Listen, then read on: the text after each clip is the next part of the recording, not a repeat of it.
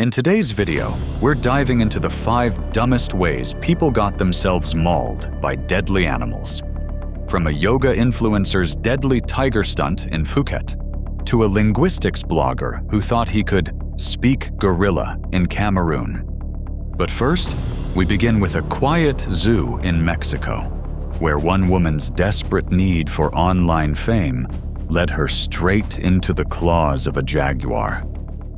It was August 12, 2015, when Tasha Bell stepped off the bus in Leon, Mexico, carrying nothing but a backpack full of broken dreams and a phone held together with electrical tape. The 29-year-old former retail clerk from Bakersfield had arrived midway through a 6-month visa, searching desperately for a foothold in a world that had spent nearly 3 decades pretending she didn't exist. Tasha was the kind of person who disappeared in crowds. Unremarkable height, unremarkable features, the sort of face that cashiers forgot before the receipt finished printing. She'd spent her 20s folding clothes at a discount retailer, watching prettier girls get followers and sponsorship deals, while her own social media posts gathered digital dust. Her videos, touching iguanas, sneaking onto rooftops, wading through public fountains, rarely cracked 300 views. But she clung to the belief that viral fame was just one dangerous stunt away. She had written it in a water-stained notebook that morning. She'd spent her whole life feeling invisible and was done waiting to be noticed. The plan took up barely half a page. Zoo Leon, jaguar cage, selfie video, 2 minutes max. Her goal was 10,000 views. In her mind, the formula was simple. Danger plus documentation equaled internet immortality. What Tasha likely didn't grasp was the kind of predator she was about to deal with. Jaguars are the most powerful big cats in the Americas, with bite forces over 1,500 pounds per square inch, strong enough to crush bone and puncture skulls. Compact and muscular, they can haul prey twice their weight into trees. Unlike most big cats that kill by suffocation, jaguars go straight for the skull, delivering a bone-piercing bite designed to kill instantly. They're ambush hunters, able to stay still for hours before striking with sudden, overwhelming force. Her equipment was as pathetic as her view count: a cheap selfie stick, a beat-up Android phone, and a knockoff GoPro zip-tied to her shoulder strap, with the kind of determination that substitutes for actual planning. Tasha entered through the main gate like any tourist, but quickly drifted away from the designated paths. The midday heat had driven most visitors to shaded areas, leaving her relatively alone as she circled toward the big cat exhibits. Around noon, she found herself behind the reptile house, where a maintenance worker sat smoking in whatever shade he could find. In her broken Spanish, learned from 3 months of hostile conversations, she approached with the folded 500 peso, the price of her final performance. The worker, a middle-aged man who would later tell investigators he thought she just wanted to take pictures from the service area, hesitated before pocketing the money and unlocking the gate marked Mantenimiento Solo Personal. He would carry the guilt of that decision for the rest of his life. The maintenance path behind the Jaguar enclosure revealed the facility's budget constraints. No reinforced barriers, no double fencing systems, just a concrete service trench and a chain-link fence reinforced with steel panels. At one section, a sliding access panel hung slightly ajar, its securing bolt missing. What should have been a minor maintenance oversight became Tasha's gateway to catastrophe. She positioned her phone on a low concrete wall, angling it to capture both her face and the magnificent predator lounging in the dappled shade of his enclosure. The jaguar, a 7-year-old male named Itzamna, watched her with the patient interest of a creature that had learned to associate human activity with feeding time. She extended her selfie stick, positioning herself for the perfect shot, her smiling face in the foreground, the powerful cat behind her. But she never saw Itzamna move. Jaguars are ambush predators, capable of explosive bursts of speed that can cover 20 feet in under 2 seconds. One moment the cat was resting. The next, His massive forelimb shot through the gap in the access panel, razor-sharp claws hooking into Tasha's shoulder strap and yanking her against the fence with bone-crushing force. Her face hit the chain-link fence hard as her body twisted awkwardly. Her scream was high-pitched and panicked. Itzamna's jaws, built to crush caiman skulls, clamped down on her upper arm and chest with brutal force. The worker she paid fled immediately and called for help. The force of the bite drove her back into the mesh, her ribs cracking with sounds like breaking kindling. A zookeeper emerging from a nearby enclosure heard the noise and began running toward the commotion, but it was already too late. Tasha tried desperately to pull away, but the jaguar's grip only tightened, dragging her closer as his powerful neck muscles ground her against the wire. Her movements slowed, then stopped entirely. 4 minutes after the attack began, zoo staff arrived with a tranquilizer gun. Emergency responders reached the scene 6 minutes later, but it was too late. Tasha's injuries were catastrophic: shattered collarbone, torn trachea, arterial lacerations, and deep puncture wounds.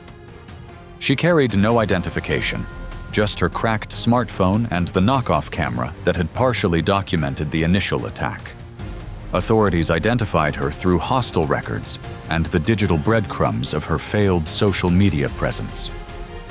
Zoo Leon closed the Jaguar exhibit for 3 weeks and received a citation for the unsecured access panel. Itzamna, having acted purely on instinct, was not euthanized and returned to display after the investigation concluded. Her parents, contacted through emergency records, declined all media interviews and requested immediate cremation with no public memorial. If Tasha's mistake was thinking danger could be negotiated, what happened next in a gorilla sanctuary in Cameroon proves that delusion and ego can be just as deadly as proximity.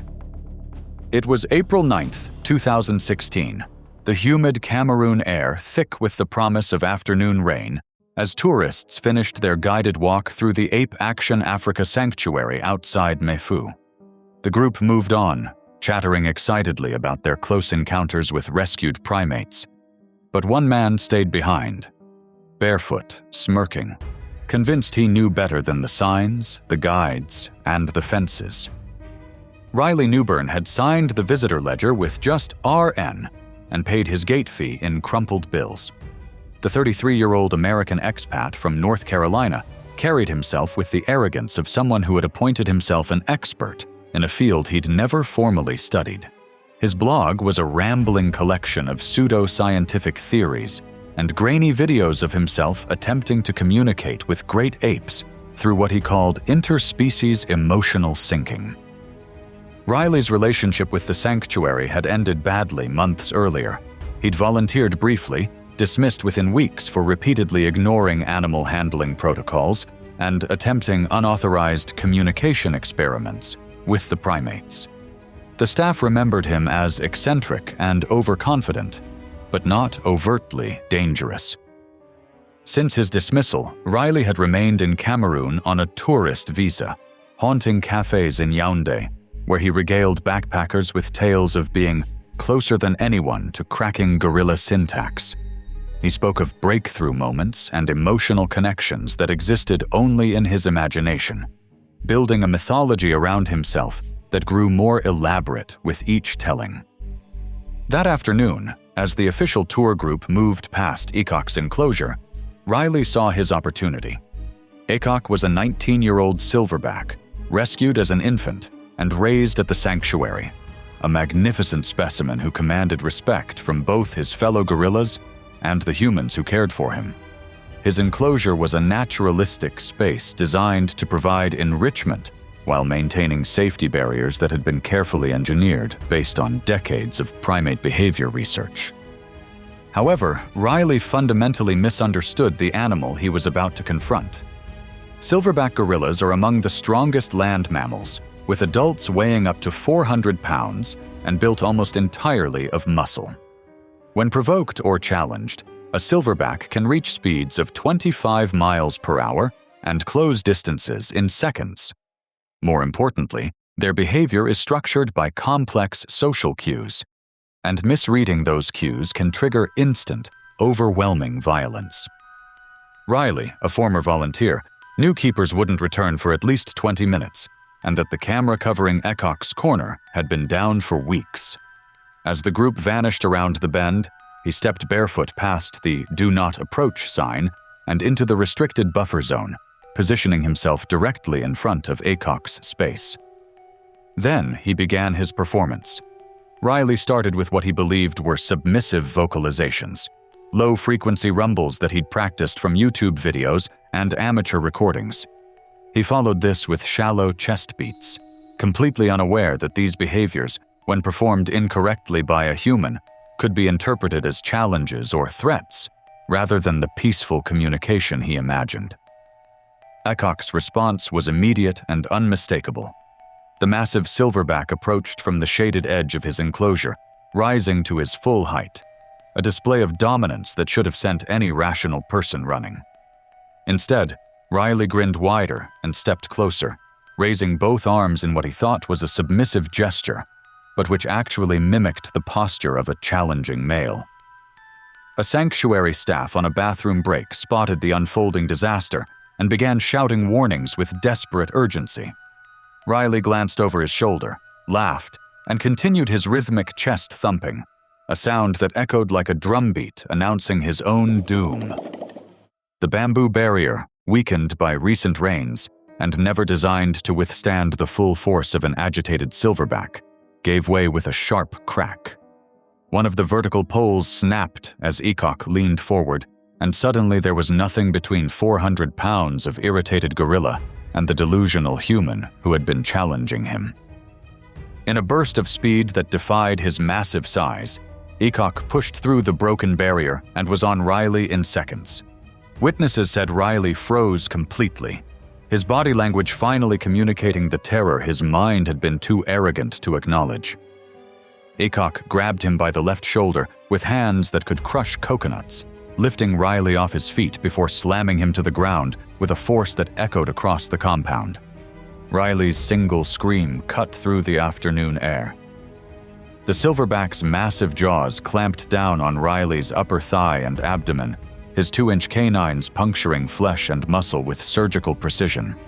Then Ecock struck Riley's chest with both hands, the impact driving the air from his lungs and likely stopping his heart. Sanctuary staff immediately activated their emergency protocols, using air horns and clapping boards to create enough noise and confusion to force Ecock to retreat. In the precious seconds this bought them, they managed to drag Riley's unconscious form to safety, but the damage was already catastrophic. His skull was fractured, internal bleeding was severe, and his chest had been crushed by the force of Ecock's final blow. Riley Newburn died en route to the nearest hospital in Yaoundé, his body finally silent after years of trying to speak a language he'd never understood. His remains were flown back to the United States 2 days later under diplomatic handling. The sanctuary issued a brief, carefully worded statement, reminding all visitors that their safety protocols exist for a reason. No charges were filed. Ecock had simply acted according to his nature when faced with what he perceived as a territorial challenge. Ecock remained at the sanctuary under enhanced security measures, his encounter with human arrogance serving as a reminder that some conversations are better left unstarted. The silverback had delivered his message with perfect clarity. It was Riley who had failed to understand the response. The man in this story tried to mimic dominance, but the next one tried to provoke it, this time in South Africa, face to face with a 300-pound lioness. It was June 21, 2014, a clear winter morning in Gauteng province, South Africa. The lion and safari park was quiet, with only a few rental cars moving slowly through the predator enclosures. In one of them sat Darren Mosley, a 25-year-old British backpacker whose overconfidence was about to collide with 300 pounds of apex predator. Darren had mounted a dashboard camera with the meticulous care of someone documenting what he believed would be his breakthrough moment. A Bluetooth speaker wedged between his legs pumped out a playlist, a collection of aggressive rap and metal that he somehow believed would intimidate apex predators that had been killing for millions of years before humans discovered fire. For 3 weeks, Darren had been tagging along with a wildlife photography team through a tenuous connection with a friend, but he wasn't there for art. His YouTube channel, boasting fewer than 2,000 subscribers, was built on a foundation of crude stunts and the laughably naive belief that wild animals could smell confidence. His previous content included slapping cattle, crawling toward wild monkeys in Bali, and once kicking sand near a herd of feral pigs, each video a testament to his fundamental misunderstanding of animal behavior and his own mortality. That morning, Darren had smuggled contraband into the park, a raw flank steak purchased from a roadside butcher in Lanseria, hidden in a cooler behind his seat. He'd spent the drive psyching himself up, telling his driver, a fellow Brit, about his theory that fear was what made them come after you. It was the kind of mistake only someone with zero real-world experience could make. As traffic thinned, Darren made his move. He told his uneasy driver to stop in front of the adult lion enclosure, then stood up through the sunroof. Music blared as he hoisted a bloody slab of meat over his head, grinning into his phone with the wild confidence of someone about to make headlines for all the wrong reasons. He shouted a challenge to the lions, slapped the car roof in sync with the music, then climbed halfway onto the hood, holding out the meat like an offering, completely unaware how fast everything was about to go wrong. This was by far Darren's stupidest idea. African lions are apex predators built for speed, power, and precision. Females can weigh up to 400 pounds, with jaws strong enough to crush bone and claws meant to rip through flesh. They can hit 50 miles per hour in short bursts and leap over 30 feet in a single bound. As ambush predators, their reflexes are lightning fast, and once they commit to an attack, it's almost always fatal. One lioness rose from her spot 30 feet away, ears twitching as she sized up the loud, food-waving figure acting more like a rival than prey. Darren crouched low, wiggling the steak and mimicking her movements in a posture that looked more ridiculous than intimidating. Then he made his fatal mistake.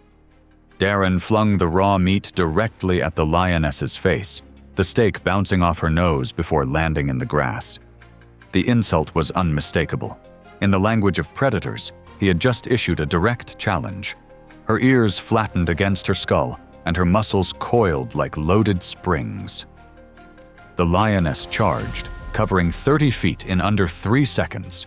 Her powerful hindquarters propelled her forward, while Darren, finally understanding the magnitude of his error, barely began to duck before she launched herself at the vehicle. The impact was devastating. The lioness surged halfway through the open sunroof, her front claws gripping the metal edge as her massive jaws clamped down on Darren's chest with bone-crushing force.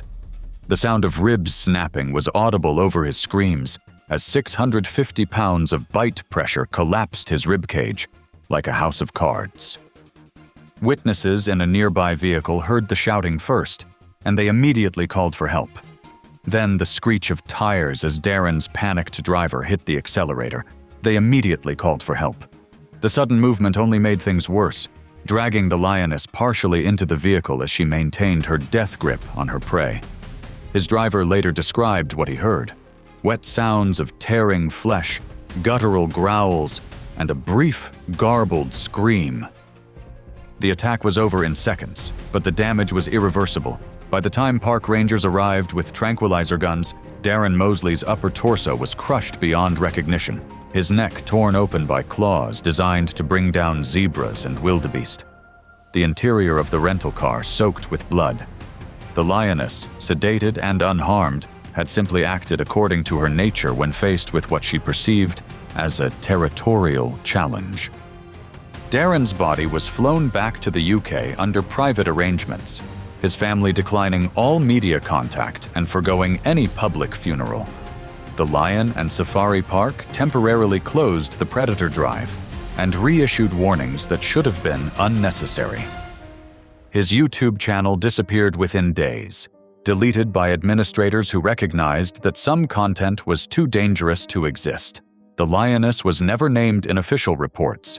She remained in her enclosure, having successfully defended her territory against an intruder who had fatally misunderstood the rules of engagement. After one man dared to taunt a lioness with raw meat and music, another ignored clear warnings deep in a forest where a black bear was waiting to turn his overconfidence into a deadly mistake. It was September 14, 2017, in the dense stillness of Pisgah National Forest. A small dome tent sat too close to a creek bed, lit only by the fading glow of a phone screen. Past midnight, the only sounds were insects and the weak crackle of a dying Bluetooth speaker, noise that would draw in something ancient and dangerous. Eli Harcourt had never camped alone before, but recent divorce had a way of making men do foolish things in the name of self-discovery. The 42-year-old accountant from Asheville had thrown himself into the world of backcountry solitude with the enthusiasm of someone trying to prove something to an ex-wife who no longer cared. His posts on local hiking forums radiated the kind of overconfidence that comes from reading survival blogs instead of actually surviving anything. Eli's approach to wilderness safety showed a dangerous level of overconfidence. He skipped the bear canister, ignored guidebooks, and brushed off expert advice, often claiming that black bears weren't real threats and could be scared off by standing tall and shouting. He dismissed warnings from seasoned hikers and rangers, convinced that YouTube videos were more reliable. That Thursday, he set up camp in an unmarked clearing near Looking Glass Rock, right as bear activity in the area was surging. Rangers had posted alerts at trailheads, and a seasonal staffer specifically advised him to hang his food and keep a clean campsite. Eli laughed it off to a passing hiker, saying that he wasn't planning to hang anything except a hammock. Instead, he loaded his tent with scented items, cologne, lavender wipes, a Bluetooth speaker, and rubbed cologne on his chest and wrists under the belief that it would make him smell more human and less like prey. Following advice from a poorly informed survival video, he urinated around his tent to create a perimeter, thinking it would deter animals. In reality, it created a direct scent trail leading straight to him. The bear that found Eli's campsite was a mature male, estimated between 250 and 300 pounds of muscle and predatory instinct. These American black bears have the strength to tear into cars or smash through reinforced containers. Their sense of smell is incredibly sharp, far beyond that of a bloodhound. And they quickly learn to associate human activity with food. When a black bear approaches a campsite, it does so without hesitation or fear. The fading music from his speaker acted like a dinner bell, drawing the bear straight to his tent. Just after 2 a.m., hikers camped nearly a quarter-mile downslope heard 2 sharp cracks, the sound of tent poles snapping under tremendous force, followed by frantic shouting that cut through the night air like a blade. The bear had torn straight through the rear panel of Eli's tent, with claws designed to strip bark from trees and dig through frozen ground. There was no visible food in the tent, but investigators later found unopened protein bars in his jacket pocket and heavy cologne residue saturating his sleeping bag. The attack was sudden and devastating. Claw marks along the tent wall and drag patterns in the disturbed earth told the story. The bear had approached from behind, pulling Eli from his sleeping bag before he could fully comprehend what was happening, let alone mount any defense. The struggle probably lasted less than 10 seconds. A brief, violent encounter. One camper later described Eli's final scream as short and loud, then gone, a sound that would haunt the witness for years to come. The bear dragged its victim approximately 40 feet into dense brush, where it proceeded to maul his torso and partially consume his abdomen, evident from the autopsy. Rangers and wildlife officers located the attack site just after dawn, guided by a trail of shredded fabric and blood-stained foliage that led them to what remained of Eli Harcourt. His body was intact enough for immediate identification, but the damage was catastrophic. Wildlife officials tracked the bear using drone thermal imaging and strategically placed bait traps, a manhunt that lasted 48 hours before ending 0.6 miles from the attack site. The animal was euthanized near a stream crossing, its stomach contents revealing fragments of clothing and plastic, the indigestible remnants of Eli's final camping trip. Eli's funeral was held quietly in Asheville, attended by family, a few co-workers, and members of his hiking forum who had followed his posts with concern. There was no press coverage, no eulogy beyond a printed program, just a closed casket and silence. The authorities issued a short bulletin reiterating bear safety guidelines and warning against improper food storage. No new policies were implemented, but laminated signs with bolder fonts were added to trailheads across Pisgah National Forest. Eli's reckless confidence in the wilderness ended in a brutal bear attack, while halfway around the world, a woman's dangerous stunt with a captive tiger would claim her life just feet from safety barriers. It was February 3, 2013. In the outskirts of Phuket, Thailand, the enclosures at Tiger Kingdom were still during the midday lull, with most animals resting behind steel mesh in the shade. Tourists moved through designated areas, taking pictures of drowsy tigers under the watch of handlers. The setup gave visitors the impression that risk was controlled and that dangerous animals could be reduced to photo props. Michaela Jo had arrived just past noon, her camera equipment slung over her shoulder. The 28-year-old Chinese-American yoga influencer from San Francisco had built a small but growing online following through her Wildlife Yoga brand, a dangerous fusion of spiritual practice and proximity to wild animals that her followers couldn't get enough of. Michaela's Instagram showed a pattern of boundary-pushing stunts, posing near elephants in Laos, balancing beside macaques in Bali, all framed as spiritual but rooted in reckless disregard for animal behavior and basic safety. She treated wild animals as photo ops, ignoring the risks others avoided. Friends back in California described Michaela as bold and driven, but also dismissive of what she called boring warnings. Her yoga studio colleagues had grown concerned about her increasingly dangerous content, but Michaela brushed off their concerns with the same confidence that would ultimately prove fatal. That afternoon, she had arranged a paid photo shoot in the mid-tier tiger enclosure, accompanied by a Thai interpreter and 2 animal handlers.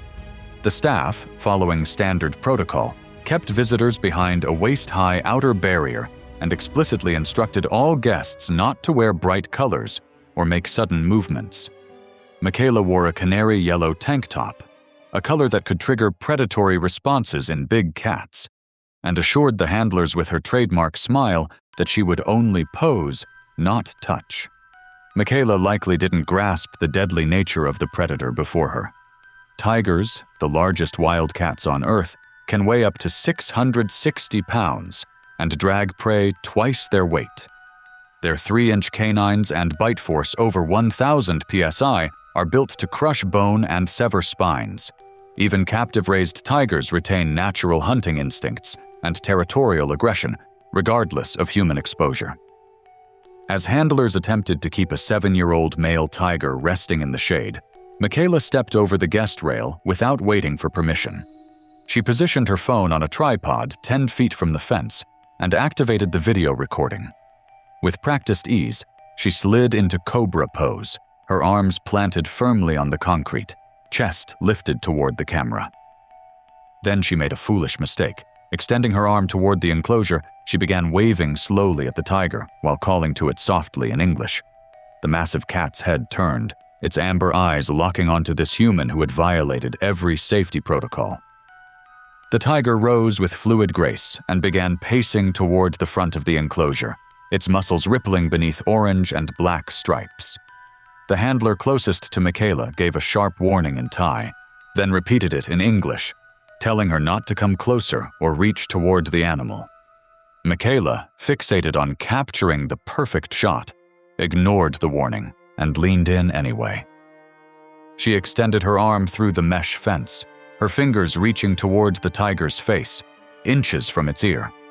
In that moment, she crossed the final boundary between human and apex predator, triggering millions of years of evolutionary programming that no amount of captivity could suppress.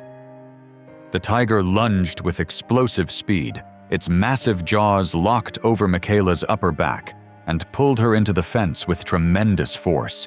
Her scream cut through the air as her body struck the metal mesh. The tiger shook its head violently, a killing technique used to break the necks of prey, trying to pull her through the barrier as its claws slipped between the bars, raking across her torso. Handlers rushed forward, shouting and swinging distraction poles while tossing raw meat to divert the animal's attention. The attack lasted nearly a minute, an eternity of terror as the tiger's predatory instincts overrode years of conditioning.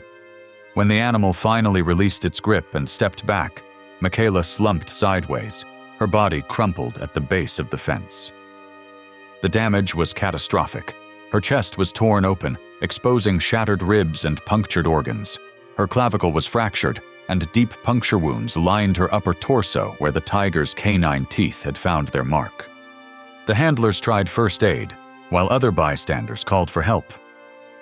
Emergency responders arrived within 10 minutes, but Michaela showed no signs of consciousness. Her cervical spine had likely snapped on impact with the fence, severing the connection between brain and body in an instant. She was pronounced dead during transport to the hospital, another victim of humanity's dangerous delusion that wild animals can be tamed for entertainment. Her parents flew in from California within 48 hours, requesting immediate cremation. No public funeral was held. Tiger Kingdom issued a brief statement in Thai expressing condolences while reminding guests to follow safety protocols. The enclosure was reinforced and repainted within a week. The tiger remained on exhibit, its natural behavior having been criminalized by human arrogance. Local authorities launched a brief inquiry but filed no charges, citing guest negligence. However, they mandated signage updates in multiple languages and stricter handler-to-visitor ratios for high-risk enclosures moving forward. Thanks for watching. If you're interested in true stories of people making deadly mistakes around wild animals, click here for more.